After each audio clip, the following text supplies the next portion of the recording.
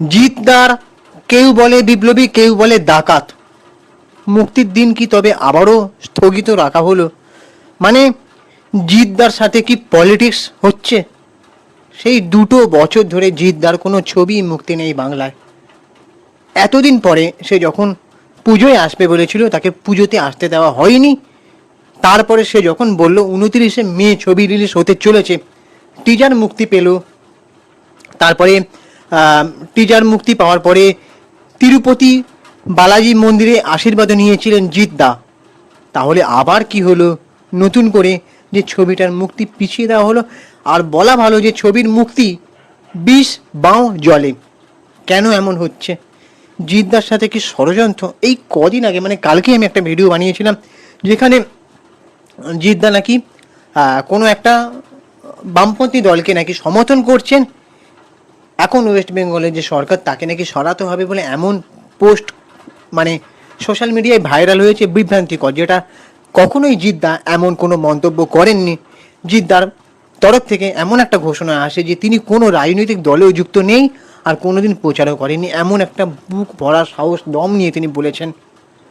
তো তারপরে আজকে শুনছি ছবির মুক্তি নাকি 20 মাস চলে। ঠিক কী এমন হলো? জিতদার সাথে ঠিক কেন এমনটা করা হচ্ছে, আজকে সবটা আলোচনা করব। তোমরা প্লিজ দয়া করে আমাদের চ্যানেলটাকে সাবস্ক্রাইব করে দাও, ভিডিওটাতে একটা লাইক দাও। আমি হাত জোর করে তোমাদের কাছে তোমাদের ভালোবাসা, সাপোর্টটা ভিক্ষা চাইছি। অনেক কাউকে তো তোমরা সাপোর্ট করো, বলো আমাদেরকে না হয় একটু সাপোর্ট করলে, কারণ অনেক কষ্ট করে খেটে তথ্য জোগাড় করে ভিডিও বানাতে হয়। আর জিতদার ভক্তরা প্লিজ এই ভিডিওটার মাধ্যমে একটু সাড়া দাও, তাহলে ভালো হবে। দেখো, আমি আগেও বলেছি বারবার যে জিতদা এমন একটা মানুষ, তার ফ্যামিলিতে এমনই শিক্ষা তিনি পেয়েছেন। তিনি কখনো রাজনৈতিক দলকে সমর্থন করেন না, মানে কোনো রাজনৈতিক দলের ওই প্রচার বা কোনো রাজনৈতিক কোনো পোস্টও করেন না, কোনো কথাও তিনি বলেন না। তিনি শুধু তার সিনেমা নিয়ে থাকতে ভালোবাসেন। তার কোনো রাজনৈতিক সাপোর্টার নেই বলে হয়তো তিনি অনেকটাই পিছিয়ে রয়েছেন। তো কেন বারবার জিতদার সঙ্গে এমন করা হচ্ছে? দেখো, অনেক দিন ধরে ইন্ডাস্ট্রির মধ্যে গুঞ্জন ছিল যে নতুন ছবিতে একেবারে অন্যরকমভাবে নিজেকে প্রাণ প্রতিষ্ঠা করেছেন। কেউ বলে বিপ্লবী, কেউ বলে ডাকাত। ছবিতে বিপ্লবী অনন্ত সিংয়ের চরিত্রে, যা মানুষ আগে দেখেনি, এবং নতুন করে এই সিনেমার মাধ্যমে বিপ্লবী অনন্ত সিংকে মানুষ নতুন করে জানবে। যখন এই ছবিটার অ্যানাউন্সমেন্ট হয়, বিপ্লবী অনন্ত সিংকে আমিও প্রায় নতুন করে চিনতে শুরু করেছিলাম, জানতে শুরু করেছিলাম যে বিপ্লবী অনন্ত সিং মানুষটা ঠিক কেমন ছিলেন। তিনি মাস্টারদা সূর্য সেনের সহকারী ছিলেন এবং তিনি জেলও খেটেছিলেন। তারপরে তিনি যখন বেরিয়ে আসেন, বিপ্লবী থেকে হয়ে যান ডাকাত, ব্যাংক লুট করতে শুরু করেন। কখনো কোথাও গিয়ে তার মনে হয় যে মানুষের সাহায্য করা দরকার, তাই তিনি ব্যাংক লুট করে মানুষকে সাহায্য করতেন। এমনই উদার মনের মানুষ ছিলেন, তাই ছবিটার নাম দেওয়া হয়েছে কেউ বলে বিপ্লবী, কেউ বলে ডাকাত। মানে তার দুটো রূপ, দুটো সত্তা ছিল। এই অনন্ত সিং বিপ্লবীকে জানতে ছবিটা আমি ভেবেছিলাম দেখব ফার্স্ট এবং জিতদাকে নিয়ে পজিটিভ রিভিউ আমি দেবো। কোনো বাড়তি সংযোজন নাই, যেটা দেখতে পাবো সেটাই বলবো। কারণ এই জিতদার ছবিটাকে ব্লকবাস্টার করাটা খুব দরকার ছিল। সে একই 2 বছর পরে বেচারার ছবি নিয়ে আসছে। জিতদার প্রতি একটা অন্যরকম ভালোবাসাও আমার আছে, কারণ মানুষটা রাজনৈতিক কোনো দিকে মাথা গলান না। এটাই হচ্ছে মানে সেই ভালোবাসার রেসপেক্টটা উনি ডিজার্ভ করেন এই কারণেই। আর দেখো, এই ছবিতে যেভাবে এতগুলো লুক এক্সপ্লোর করা হয়েছে, আমার মনে হয় না আর কোনো বাংলা ছবিতে এতগুলো লুক দেওয়া হয়েছে। প্রসেনজিৎ চ্যাটার্জিও বিভিন্ন ছবিতে বিভিন্ন লুক দিয়েছেন, কিন্তু এই ছবিটায় জিতদার অনেকগুলো লুক আছে। আর টিজার পোস্টার সামনে আসতেই জল্পনা আরও তুঙ্গে আসে যে জিতদাকে কেমনভাবে দেখা যাবে অন্য রকম ছবিতে, এই বিপ্লবী অনন্ত সিংয়ের চরিত্র ঠিক কেমন করবেন।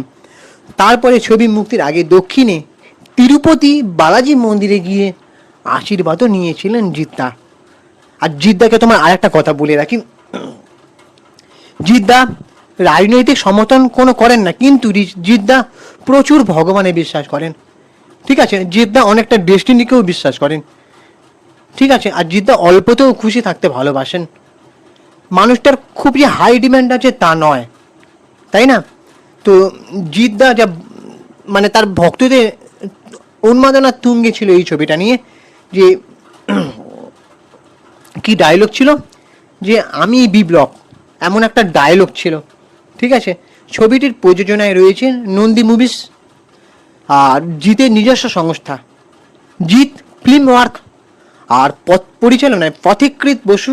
সব কিছু স্বাভাবিকভাবেই গতিতে এগোচ্ছিল, কিন্তু আচমকাই সামনে আসে অন্য একটা প্রতিচ্ছবি। সর্বশেষ খবর অনুযায়ী নির্ধারিত কর্মসূচি মেনে আর মুক্তি পাচ্ছে না এই বড় মাপের প্রজেক্ট। মে মাসের মুক্তির পরিকল্পনা আপাতত স্থগিত রাখা হয়েছে। ইন্ডাস্ট্রির অন্দরমহলে শোনা যাচ্ছে জিৎ ও প্রযোজক প্রদীপ কুমার নন্দীর মধ্যে মতপার্থক্য তৈরি হয়েছে। তাহলে কি জিদ্দার সঙ্গে আবারও পলিটিক্স? কোথাও গিয়ে জিদ্দাকে থামানোর চেষ্টা?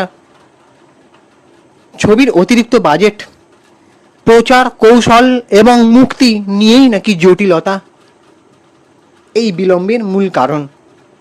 তার মানে নন্দী মুভিজের যে অন্যতম কর্ণধার, যৌতুক বা প্রযোজনা সংস্থার অন্যতম কর্ণধার, ওনার সাথে জিদ্দার একটা মত পার্থক্য তৈরি হয়েছে। মানে কিছু বুঝতেই পারছো, মানে একটা ব্যবসা করতে গেলে যেরকম হয়, যার জন্য অতিরিক্ত বাজেট, প্রচার কৌশল এবং মুক্তি, তার যে পরিকল্পনা সেটা দিয়েই নাকি অনেকটা জটিলতা হয়েছে, সৃষ্টি হয়েছে জটিলতার, আর তার জন্যই নাকি এই বিলম্ব হচ্ছে। যদিও পরিস্থিতি স্বাভাবিক হলে বছরের শেষের দিকেই নাকি ছবিটা মুক্তি পেতে পারে বলে ইঙ্গিত।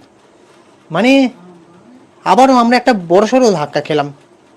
জিদ্দা কতটা ধাক্কা খেয়েছে আমার জানা নেই, তবে আমি একটা বড়সড় ধাক্কা খেলাম। আমি ভাবছিলাম যে ভোটের পরে তো না 29শে মে, আচ্ছা আচ্ছা, হ্যাঁ, মানে আমি ভেবেছিলাম যে মে মাসে যখন ছবিটা রিলিজ হবে তখন আমি ছবিটা ফার্স্ট ডে ফার্স্ট শো দেখতে যাবো আমার ওয়াইফকে নিয়ে। আমি মিডিয়া পারপথে যদি কোনো ইনভাইটেশন নাও পাই, তাও আমি ছবিটা, আর যদি পাইও তাও আমি ফার্স্ট ডে ফার্স্ট শো দেখতে যাবো এবং পজিটিভ রেসপন্স দেবো আর পাবলিক রিভিউ করব। আমি জিদ্দাকে নিয়ে প্রচুর এক্সাইটেড ছিলাম এই ছবিটা নিয়ে, কারণ ছবিটাতে যেভাবে টিজারটা দেখেছি, বিপ্লবী অনন্ত সিংয়ের ডায়লগটা শুনে আমার গায়ে কাঁটা দিয়ে উঠেছে, আর তাকে দেখার আমার ইচ্ছাটা জেগেছে। জিদ্দা যেভাবে অ্যাকশন করছে, যেভাবে ডায়লগ দিচ্ছে, যেভাবে তার লুকগুলো সামনে নিয়ে আসছেন উনি, আমি ভীষণ এক্সাইটেড ছিলাম ছবিটা নিয়ে। কিন্তু এবারে কি হলো, ছবিটা নাকি বছরের শেষে চলে যাচ্ছে। তাহলে আর কতদিন ওয়েট করবো জিদ্দা? তোমার ছবি এমনি 2 বছর ধরে আসেনি, তোমার ছবি অনেক দিন ধরে আমি হলে গিয়ে দেখে হাততালি দিইনি, তাহলে কবে ছবিটা আসবে? এই বছরের শেষে এতদিন ধরে ওয়েট করতে হবে? জানি না উত্তরটা তারাই দিতে পারবে। এই ছবির আর একটা বড় আকর্ষণ সব থেকে ছিল, সেটা হচ্ছে ছবির বিষয়বস্তু।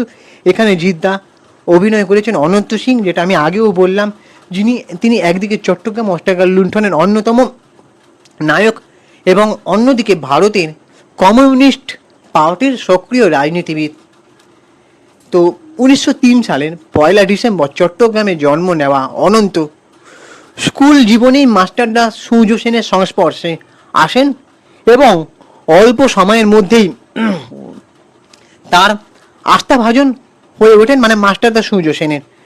এবং চট্টগ্রাম অস্ত্রাগার লুণ্ঠনের অন্য আক্রমণ মামলায় যাকে যাবজ্জীবন দ্বীপান্তরে সাজা দেওয়া হয়, পরে মুক্তি পেয়ে তিনি চলচ্চিত্র মানে সিনেমা প্রযোজনা করেন ও মোটর গাড়ির ব্যবসার সঙ্গে যুক্ত হন।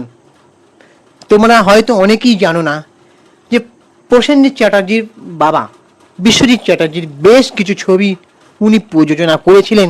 তাই বিশ্বজিৎ চ্যাটার্জি যখনই খবর পেয়েছেন মুম্বাই থেকে যে বিশ্বজিৎ চ্যাটার্জি বাংলার প্রত্যেকটা খবর তিনি রাখেন, বিশেষ করে তার ছেলের খবরও রাখেন, যখনই তিনি খবর পেয়েছেন যে অনন্ত সিংয়ের ছবি নিয়ে, অনন্ত সিংয়ের গল্প নিয়ে ছবি হচ্ছে, তিনি ওখান থেকে আমাদের নিউজ মিডিয়ায় জানিয়েছিলেন যে জিৎ যখন এই ছবিটা করবে শুনেছেন, তিনি খুশিও হয়েছেন এবং সঙ্গে এটাও বলেছেন যে অনন্ত সিংকে উনি দেখেছেন নিজের চোখে, তিনি জানেন, মানুষটাকে চেনেন। তার ছবি প্রযোজনা করেছেন।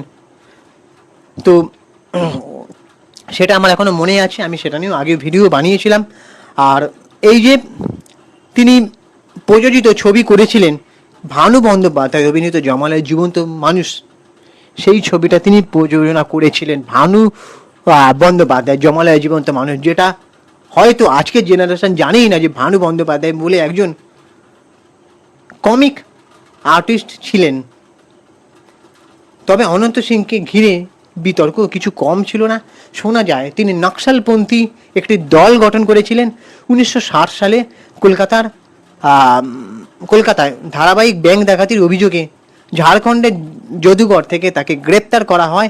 এমনও দাবি রয়েছে যে সেই ডাকাতির অর্থ তিনি নাকি বাংলার অসহায় মানুষদের সাহায্যের জন্য ব্যয় করেছিলেন। 1979 সালের 25শে জানুয়ারি হৃদরোগে আক্রান্ত হয়ে তার মৃত্যু হয়।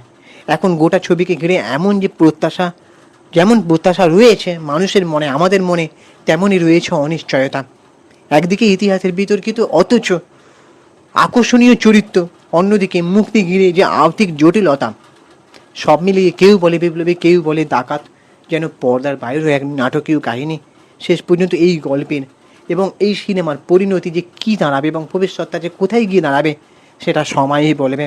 তবে আমি চাই ছবিটা যেন খুব তাড়াতাড়ি সমস্ত জটিলতা কাটিয়ে অবশেষে আমাদের সামনে এনে হাজির করা হয়, কারণ জিদ্দাকে প্রচুর পরিমাণে সিনেমার পর্দায় মিস করছে। বিশ্বাস করুন, সত্যি বলছি, লাভ ইউ জিদ্দা। আমি এবং আমার ওয়াইফ সত্যি খুব ভালোবাসি জিদ্দা। প্লিজ তুমি তাড়াতাড়ি এই ছবিটা নিয়ে আসো। অবশ্যই তোমার একটা ইন্টারভিউ নিতে পারলে আমি জীবনের সার্থক বলে মনে হতো। তো এবার তোমাদের কি মনে হয় তোমরা অবশ্যই কমেন্ট করে জানিও। আর আমাদের ইউটিউব চ্যানেলটাকে সাবস্ক্রাইব করে দাও, ভিডিওটাতে একটা লাইক দাও। পুরো ভিডিওটা দেখার জন্য ধন্যবাদ। আর আমি ইনস্টাগ্রামে রয়েছি সুপ্রিয় পৌতলে সিনেমা মিডিয়া এবং অথবা চিঙ্কি বাবু 253 অন্য কানে গিয়ে ফলো করে দাও। টাটা, দেখা হচ্ছে পরের ভিডিওতে। সবাই ভালো থেকো।